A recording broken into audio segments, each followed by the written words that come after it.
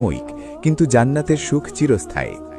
আল্লাহ তাআলা পবিত্র কোরআনে সূরা তাওবার ১১১ নম্বর আয়াতে বলেছেন, আল্লাহ মুমিনদের কাছ থেকে তাদের জীবন ও সম্পদ ক্রয় করে নিয়েছেন জান্নাতের বিনিময়ে। এই আয়াতটি একটু গভীরভাবে চিন্তা করুন। আল্লাহ আমাদের জীবন ও সম্পদ চাইছেন, বিনিময়ে জান্নাত দেবেন। এটা কি লাভজনক ব্যবসা নয়? দুনিয়ার ৬০-৭০ বছরের জীবন এবং কিছু সম্পদ দিয়ে আমরা চিরস্থায়ী জান্নাত পাব, যেখানে ঈদের দিনে আল্লাহ স্বয়ং আমাদের সাথে সাক্ষাৎ করবেন, আমরা আল্লাহের চেহারা মুবারক দেখব।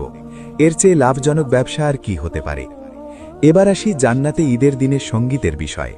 হ্যাঁ, জান্নাতে সঙ্গীত থাকবে, তবে সেটা দুনিয়ার সঙ্গীতের মতো নয়। জান্নাতে হুরদের কণ্ঠে এমন সুমধুর সুর ভেসে আসবে যা মানুষের কান কখনো শোনেনি। ইবনুল কাইয়িম রহিমাহুল্লাহ তার হাদিল আরওয়াহ ইলা বিলাদিল আফরাহ গ্রন্থে এই বিষয়ে বিস্তারিত আলোচনা করেছেন।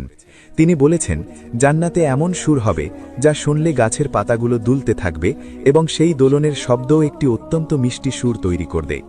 ঈদের দিনে এই সুর আরও বেশি মধুর হবে, আরও বেশি মনোমুগ্ধকর হবে। জান্নাতে সেবকদের কথাও বলা দরকার। জান্নাতে প্রত্যেক জান্নাতবাসীর জন্য অসংখ্য সেবক থাকবেন, যারা চিরকিশোর বালকের মতো দেখতে হবেন। পবিত্র কোরআনে সূরা ওয়াকিয়ার ১৭ নম্বর আয়াতে বলা হয়েছে, তাদের আশেপাশে ঘুরে ঘুরে সেবা করবে চিরকিশোর বালকেরা। এবং সূরা দাহরের ১৯ নম্বর আয়াতে বলা হয়েছে, তাদের চারপাশে ঘুরবে চিরকিশোর বালকেরা। তুমি তাদের দেখলে মনে করবে যেন বিক্ষিপ্ত মুক্তা। ঈদের দিনে এই সেবকেরা জান্নাতবাসীদের বিশেষভাবে সেবা করবেন। তারা সোনার থালায় খাবার পরিবেশন করবেন, স্ফটিকের গ্লাসে পানীয় পরিবেশন করবেন। সূরা দাহরের ১৫ ও ১৬ নম্বর আয়াতে বলা হয়েছে, তাদের মাঝে ঘুরে ঘুরে পরিবেশন করা হবে রূপার পাত্র ও স্ফটিক স্বচ্ছ পানপাত্র, রূপালী স্ফটিক, যার পরিমাণ তারা যথাযথভাবে নির্ধারণ করবে।